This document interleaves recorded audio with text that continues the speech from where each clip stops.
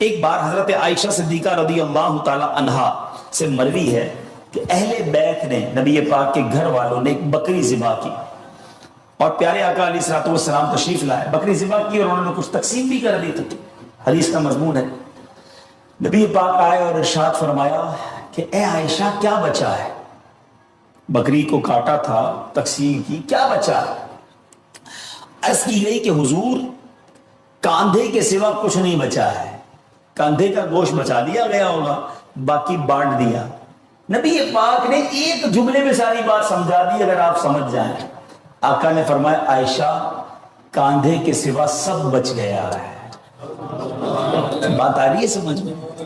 کہا کیا گیا؟ حضور کاندھا بچ گیا ہے، کاندھے کے سوا کچھ نہیں بچا، اور نبی پاک نے فرمایا کاندھے کے سوا سب بچ گیا ہے، یعنی جو بٹ گیا ہے وہ بچ گیا ہے۔ یہ ذہن بنا لو کہ آج میں نے اور آپ نے جو اللہ کی راہ میں خرچ کیا وہی بچا ہے، ورنہ باقی تو ہم کھا کے ختم کر دیں گے نا۔ اگر ہم مر جائیں گے تو یہ پیسے تو بچوں کے وراثت میں چلے جائیں گے۔ میرے لیے کیا بچا ہے؟ میرے لیے وہی بچا ہے جو میں نے آگے بھیج دیا ہے، جو بانٹ دیا ہے، جو خرچ کر دیا۔ عقل اگر آ جائے ہمیں، اللہ کرے کہ ہمیں اس بات کی سمجھ آ جائے کہ آج اگر خوشحالی ہے، آج اگر مال جیب میں ہے، بینکوں میں پڑا ہے، گھر آئیں گے اور میں دنیا سے چلا جاؤں گا، اگر میں چاہتا ہوں یہ آخرت کے اکاؤنٹ میں جمع ہو جائیں، میں یہ پیسہ لے کر جنت میں جاؤں اور اس پیسوں کے بدلے جنت کی نعمتیں کما لوں، تو مجھے یہاں یہ اللہ کی راہ میں خرچ کرنا پڑے گا۔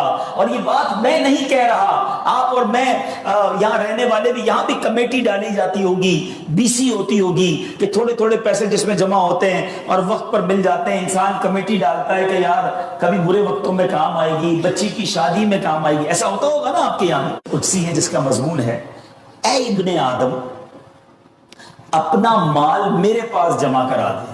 اللہ فرماتا ہے اے ابن آدم اپنا مال میرے پاس جمع کرا دے، نہ جلے گا، نہ ڈوبے گا، نہ کم ہوگا، میں تجھے اس دن لوٹاؤں گا جس دن تجھے ایک ایک نیکی کی ضرورت ہوگی۔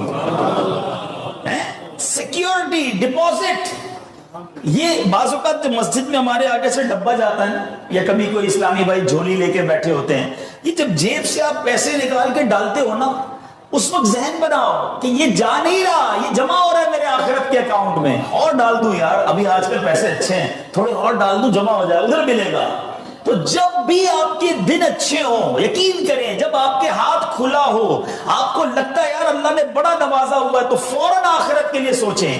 جیسے ہی زیادہ پیسے آتے بندہ سوچتا ہے نا یار آج کل اچھے پیسے ہو گئے، کوئی اچھی جگہ پر گھر لے لیتے ہیں، چلو بچوں کو لے کے کہیں سیر کرانے جاتے ہیں۔ آپ اپنے پیسے کو دنیا میں انجوائمنٹ کے لیے جب یوز کر رہے ہیں تو اسی پیسے کو آخرت کی انجوائمنٹ کے لیے، آخرت کی لگزریز کے لیے، آخرت کی نعمتوں کے لیے استعمال کرنے کا ذہن بنائیں اور دیتے چلے جائیں۔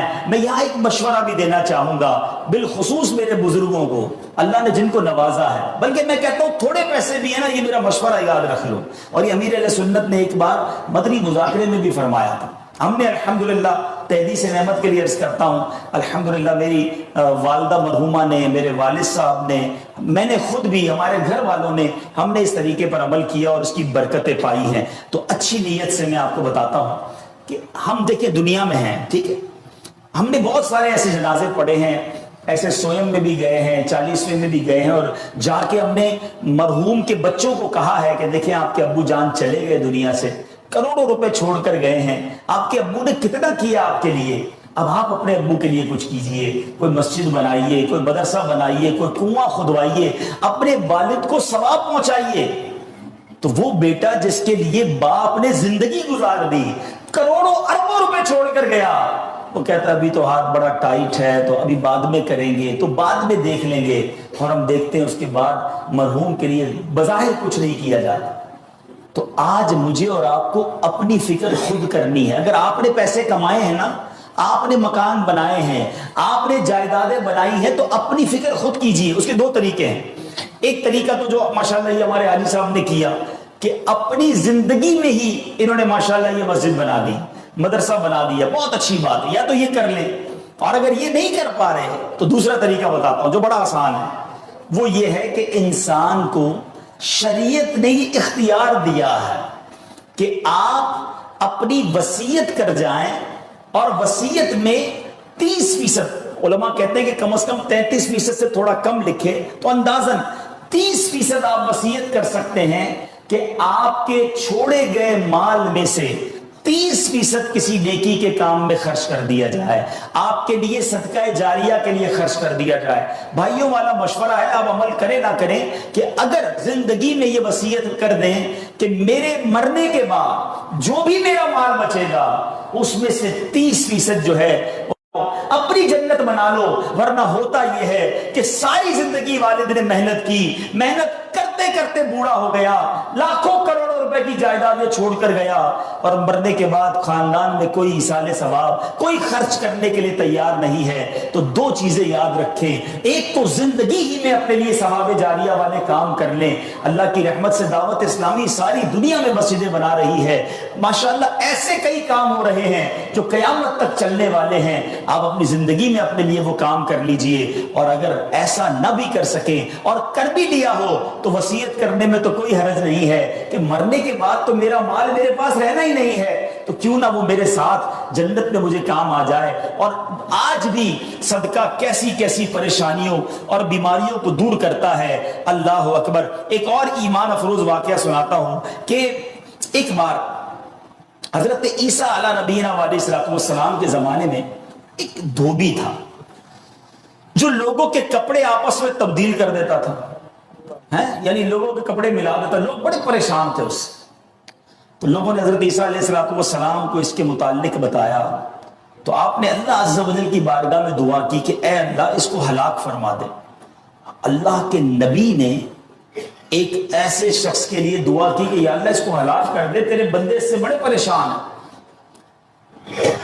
ایک روز وہ دھوبی بالکل اسی معمول میں نکلا، اس کے پاس 3 روٹیاں تھیں۔ ایک سائل آیا، ایک فقیر آیا، اور اس نے کہا کہ اللہ کے لیے مجھے روٹی دے دو۔ تو آپ نے اس دھوبی نے ایک روٹی اس سائل کو دے دی۔ سائل نے دعا دی کہ اللہ تعالیٰ تجھ سے آفات سماویہ کا شر دور کر دے، آسمانی بلاؤں کو دور کر دے۔ دھوبی بڑا متاثر ہوا، بڑی پیاری دعا دی، ایک اور روٹی بھی دے دی۔ اس سائل نے دعا دی کہ اللہ تعالیٰ تجھے جملہ آفتوں سے محفوظ رکھے، اس نے تیسری روٹی بھی دے دی۔ اب اس سائل نے دعا دی اللہ تجھے توبہ کی توفیق عطا فرما۔ اب اس دوران ایک بڑا سانپ اس کی گٹھڑی میں داخل ہو چکا تھا، کیونکہ حضرت عیسیٰ نے دعا کی تھی، اس کو ہلاکت کی۔ ایک بڑا سا سانپ جو ہے اس کی کپڑوں کی گٹھڑی میں داخل ہو چکا تھا۔ جب دھوبی نے کپڑے لینے کا ارادہ کیا تو اس سانپ نے اسے ڈسنا چاہا، ایک فرشتے نے اسی وقت سانپ کو لوہے کی لگام ڈال دی اور دھوبی سلامتی کے ساتھ واپس آ گیا۔ لوگوں نے حضرت عیسیٰ علیہ السلام سے کہا کہ یا روح اللہ، آپ نے دعا کی تھی، یہ بندہ تو ایسے ہی ہٹا گھٹا گھوم رہا ہے، بالکل ٹھیک، کچھ مسئلہ ہی نہیں ہوا اس کے ساتھ، سلامت۔ تو آپ نے اس دھوبی کو بلایا، بتا تو نے کون سی ایسی بھلائی کی ہے، میں نے تیری ہلاکت کی دعا کی اور تو بالکل سلامت گھوم رہا ہے۔ وہ کہتا حضور میں نے 3 روٹیاں صدقہ کی ہیں، اتنے گناہ، اتنی خطائیں، سارا شہر پریشان، مگر جب صدقہ کیا 3 روٹی کا، آپ نے اس سانپ سے پوچھا کہ تو نے قتل کیوں نہیں کیا، تیری تو ڈیوٹی تھی نا۔ تو سانپ کہتا ہے اے اللہ کے نبی، اللہ نے آپ کی دعا تو قبول فرما لی، مجھے ہلاک کرنے کے لیے بھیج بھی دیا، مگر جب اس دھوبی نے ایک سائل کو صدقہ دیا تو ایک فرشتے نے مجھے لوہے کی لگام ڈال کر روک لیا۔ اب وہ دھوبی بھی سارا واقعہ سن رہا تھا کہ اتنے گناہ ہیں، سامنے ایک چھوٹا سا صدقہ کیا، میری ہلاکت رک گئی۔ اس دھوبی نے بھی توبہ کر لی، اپنے گناہوں سے تائب ہو گیا۔ کیا سیکھنے کو ملا؟ صدقہ بلاؤں کو ٹالتا ہے، صدقہ مصیبتوں کو ٹالتا ہے، صدقہ عمر میں برکت لاتا ہے۔ ایک بار حضرت داؤد علیہ نبینا علیہ السلام کے پاس ایک شخص تھا اور وہ حضرت ملک الموت آئے اور اس کو بڑا گھور کے دیکھنے لگے۔ تو تھوڑی دیر کے بعد ملک الموت تو چلے گئے، تو آپ نے اس شخص نے کہا کہ حضور یہ کون تھا جو مجھے گھور رہا تھا؟ آپ نے کہا ملک الموت تھے۔ ملک الموت سے پوچھا کہ تم کیوں گھور رہے تھے؟ کہا کہ یہ بندے کی اب 3 دن زندگی رہ گئی، اب 3 دن کے بعد یہ دنیا سے چلا جائے. تھوڑے دن ہوئے تو وہ بندہ گھوم رہا ہے، پھر رہا ہے آپ کے سامنے. ملک الموت آیا. آپ نے کہا تم نے تو کہا تھا 3 دن میں اس کی روح قبض کرنی ہے، تو بالکل ٹھیک ہے، کوئی مسئلہ ہی نہیں. کہا حضور 3 دن ہی باقی تھے، میں نے روح قبض کرنے پہنچنا تھا. جس دن پہنچنا تھا اس دن یہ بندہ گھر سے باہر نکلا. ایک غریب نے صدا لگائی، ایک فقیر نے پکارا، اس نے 20 درہم اس کو دیے. اس فقیر نے اس کو دعا دی، اللہ نے وہ دعا ایسی قبول کی کہ ہر درہم کے بدلے اس کی عمر میں 1 سال کا اضافہ فرما دیا. 20 سال عمر بڑھ گئی ہے اس کی. آپ ذرا سوچئے میٹھے اسلامی بھائیوں، ایسے کئی واقعات ہیں، کئی باتیں بتا دی جاتی ہیں، کئی باتیں پتہ نہیں ہوتی. ہو سکتا ہے ہماری بھی آخری وقت آنے والا ہو، اللہ نے کسی کی دعا سے بڑھا دیا ہو، ہمارا بھی کوئی برا وقت آنے والا ہو، کوئی اللہ نے نیکی کروا دی، ہم بچ گئے ہو. تو کرتے رہا کرو نیکی، جچاؤ نہ، دکھاؤ نہ، بتاؤ نہ، کرتے رہا کرو. اللہ کریم ہے، وہ نیکوکاروں کا اجر ضائع نہیں کرتا، وہ ضرور عطا فرماتا ہے. اور کیسے عطا فرماتا ہے؟ ایسے ایسے واقعات ہیں کہ سنیں تو ایمان تازہ ہو جاتا ہے. مثال کے طور پہ حضرت سیدنا حبیب عجمی رحمۃ اللہ تعالی علیہ کے دروازے پر ایک سائل نے دستک دی. تو آپ کی زوجہ محترمہ جو ہے وہ آٹا گوندھ کے رکھا تھا اور پڑوس سے آگ لینے گئی تھی. پہلے زمانے میں لکڑی وغیرہ آگ کے لیے لینی ہوتی تھی. آٹا گوندا ہوا تیار تھا، آپ نے وہی آٹا اٹھایا اور اس سائل کو دے دیا. آپ کی زوجہ آئی کہ آٹا کدھر گیا؟ کہ غریب آیا تھا، اس کو ضرورت تھی، میں نے گوندا ہوا آٹا دے دیا. بہت اچھا کیا، ہم نے بھی تو کھانا ہے نا، ہمارے لیے تو کچھ نہیں چھوڑا، آپ نے سارا ہی دے دیا. اب تھوڑی دیر ہوئی تو کیا ہوتا ہے کہ دروازے پر دستک ہوتی ہے. ایک بندہ ایک بہت بڑا تھال لے کر پکی ہوئی روٹیاں بھی لاتا ہے اور سالن بھی لاتا ہے. آپ اپنی زوجہ سے کہتے ہیں دیکھ لو، دیا آٹا تھا، روٹیاں بھی پکے آ گئی، ساتھ سالن بھی آ گیا. تو یہ بلیف ہوتا تھا، اللہ والوں کا یقین ہوتا تھا کہ یہ خرچ کیا ہے، یہ ملنا ہی ملنا ہے. اللہ کرے کہ ہم اللہ کی راہ میں بس خرچ کرنے والے، صدقہ دینے والے، اللہ کی راہ میں دل کھول کر خرچ کرنے والے بن جائیں. اس میں میرے میٹھے اسلامی بھائیوں رجب کا مہینہ ہے. اللہ اکبر، اس مہینے کی تو کیا بات ہے. رجب المرجب کے بارے میں آتا ہے کہ جو رجب میں کسی پریشان حال کی پریشانی دور کرتا ہے، اللہ قیامت میں اس کو ایسا جنت میں محل عطا فرمائے گا جو تا حد نگاہ وسیع ہوگا. اور جملہ سنو ایمان افروز، تم رجب کا اکرام کرو، اللہ 1000 کرامتوں کے ساتھ تمہارا اکرام کرے گا. تم رجب کی عزت کرو، تمہاری عزت بڑھا دی جائے گی. تو یہ مہینہ تو مصیبت زدوں کی مدد کرنے کا مہینہ ہے. ڈھونڈیے آپ کے پڑوس میں کوئی پریشان ہوگا، تلاش کیجئے آپ کے رشتہ داروں میں کوئی غریب پریشان ہوگا، آپ کے دوستوں میں پریشان ہوگا. اچھا ایک اور بات بتاؤں، جو واقعی صحیح معنوں میں سفید پوش ہوتے ہیں نا، وہ بولتے نہیں ہیں کسی کو. آپ کہیں گے یار کسی دوست نے تو کچھ مدد مانگی نہیں ہے، رشتہ دار تو کوئی آیا ہی نہیں گھر پہ، پڑوسی نے تو کبھی کچھ نہیں کہا، وہ کہیں گے نہیں. آپ ڈھونڈیے، تلاش کیجئے. جنت میں گھر چاہیے نا. مثال دیتا ہوں، آپ کو کوئی یہ کہے کہ جناب کسی پریشان حال کو ڈھونڈ کر 1000 روپے دو اور اس کے بعد فلاں بینک سے 1 لاکھ روپے لے لو، تو پھر پریشان حال فوراً مل جائے گا. سیدھا سیدھا ابھی ڈھونڈتا ہوں جناب 1000 کیوں، 2000 دوں گا تو 2 لاکھ نہیں ملیں گے. تو بندہ یہ کہے گا نا، جب آپ کو سامنے نفع نظر آئے تو سب پریشان حال بھی مل جائے گا. اللہ کے بندو، جنت میں محل کا وعدہ ہے، ڈھونڈیے نا. آپ کے غریب رشتہ دار پریشان ہوں گے، کسی کی بچی کی شادی ہونے والی ہوگی، کوئی بیچارہ گھر میں اچھا کھانا نہیں کھاتا ہوگا، چلے جائیں اس کے گھر اور اس کی کچھ مدد کر کے آئیں. اور ایک اور بات بھی بتا دوں، بعض اوقات جب یہ پریشان حالوں کی پریشانیاں دور کرنے کی بات ہوتی ہے نا، تو بندہ سمجھتا ہے یار یہ پیسے سے ہی دور ہوگی، میں تو ہوں ہی غریب.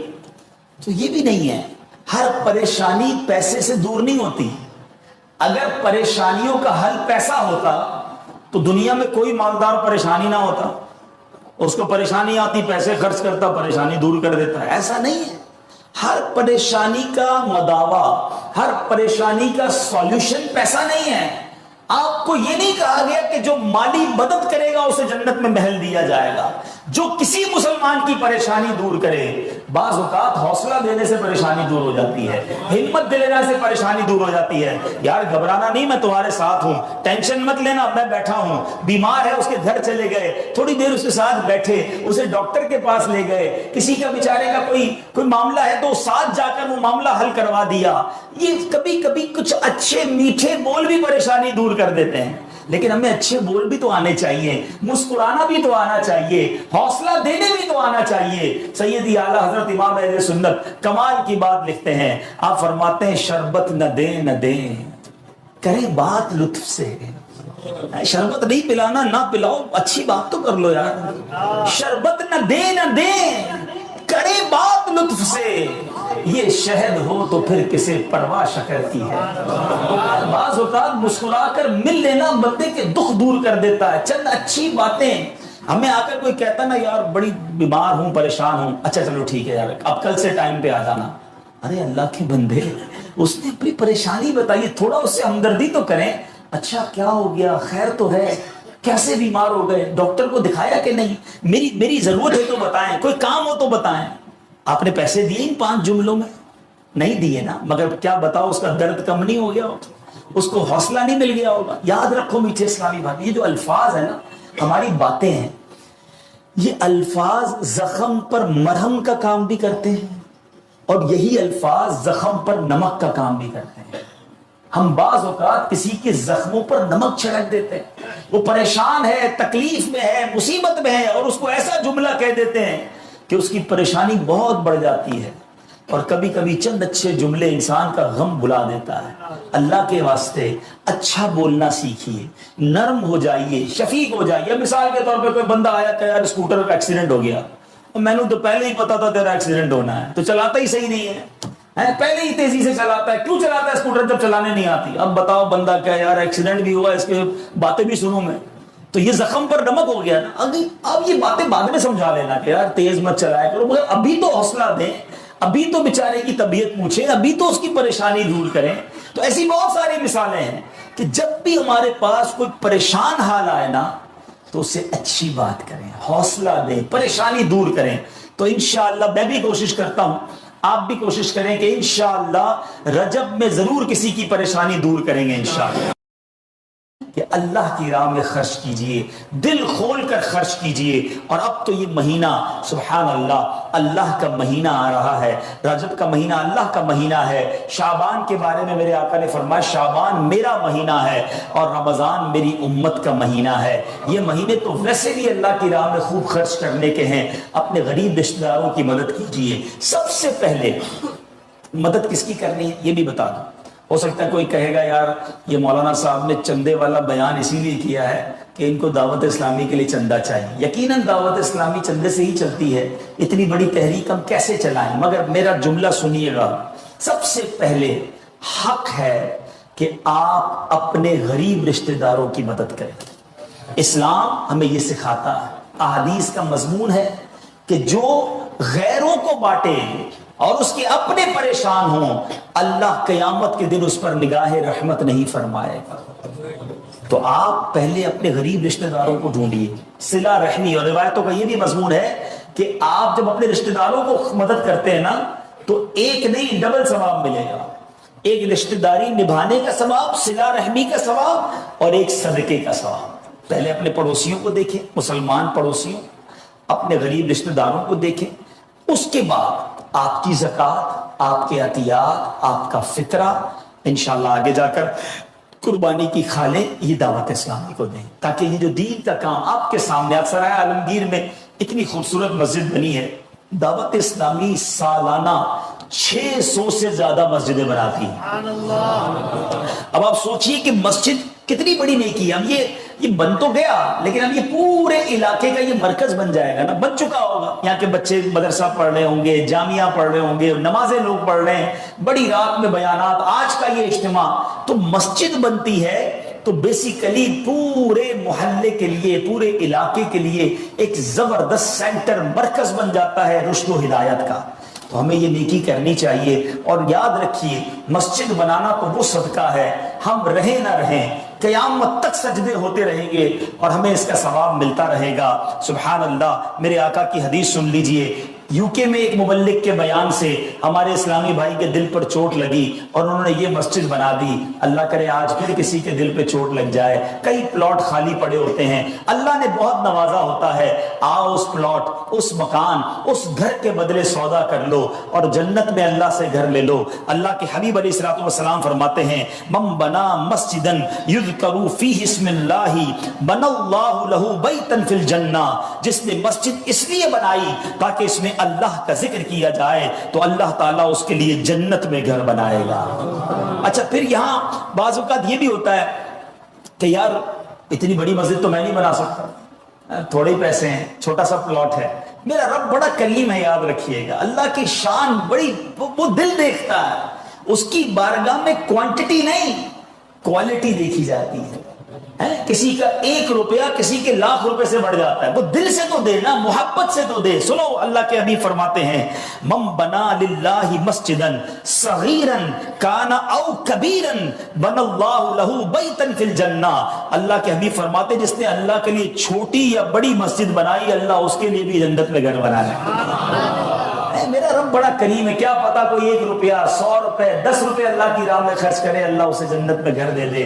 تو بات اخلاص کی ہے, بات دل کی ہے. تو دعوت اسلامی مسجدیں بنا رہی ہے, جامعات بنا رہی ہے. ماشاءاللہ مجھے بتایا یہاں جامعۃ المدینہ بھی ہے, مدرسۃ المدینہ بھی ہے. اپنے بچوں کو عالم بنائیے, اپنے بچوں کو حافظ قرآن بنائیے, بلکہ آپ خود بھی عالم دین بن سکتے ہیں. ہمارے یہاں جامعۃ المدینہ میں کوئی ایج لمٹ نہیں ہے. 13 سال سے لے کر 113 سال کا بھی کوئی آنا چاہتا ہے تو اس کو اجازت ہے, وہ جامعۃ المدینہ میں داخلہ لے سکتا ہے. پچھلے دنوں یو کے ہی میں ہمارے ایک اسلامی بھائی جو پہلے غیر مسلم تھے مسلمان ہوئے. 65 سال کی عمر میں کم و بیش انہوں نے درس نظامی بریڈ فورڈ جامعۃ المدینہ میں داخلہ لیا اور اب اللہ کی رحمت سے 73 سال کی عمر میں انہوں نے درس نظامی کمپلیٹ کر لیا. 73 ایئرز کی ایج میں وہ عالم دین بنے. آپ بتائیے یہ کیسا جذبہ تھا. اللہ کرے یہ جذبہ ہمارے اندر بھی بیدار ہو جائے. کرنا تو اللہ کا کام ہے نا. اسی رات آقا نے خواب میں کسی کہنے والے کو سنا کہ جو تمہارے اختیار میں تھا وہ تم نے کر دیا, اور میں ارحم الراحمین ہوں, میں نے تمہیں, تمہارے غلام کو, منصور بن عمار کو اور تمام حاضرین کو بخش دیا ہے. کیا بات ہے, کیا بات ہے, سبحان اللہ. یہ میرے میٹھے اسلامی بھائیو, یہ واقعہ جو ہے یہ کتنی زبردست موٹیویشن ہے کہ ہمیں نہیں پتا ہوتا. کسی غریب کی مدد کر کے, کسی محتاج کی مدد کر کے, کسی پریشان حال بندے کی مدد کر کے ہم کبھی کبھی ایسی دعا لے لیتے ہیں کہ ہمیں اندازہ بھی نہیں ہوتا, اور وہ ایسی دعا دے دیتا ہے کہ بگڑی بن جاتی ہے, مشکلیں ٹل جاتی ہیں.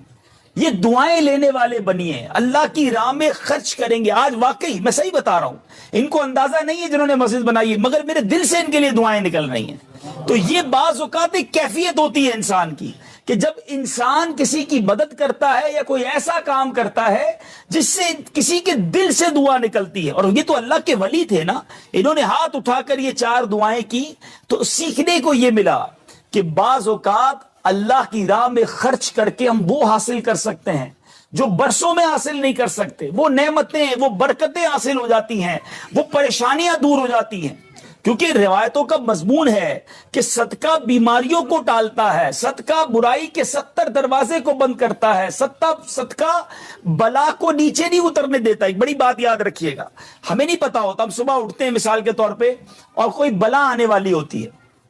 حدیثوں کا مضمون ہے جب انسان صدقہ دیتا ہے نا تو بلا اوپر سے اترتی ہے, صدقہ جا کے اسے روک لیتا ہے, انٹرسپٹ کرتا ہے, اور یہ لڑائی جاری رہتی ہے.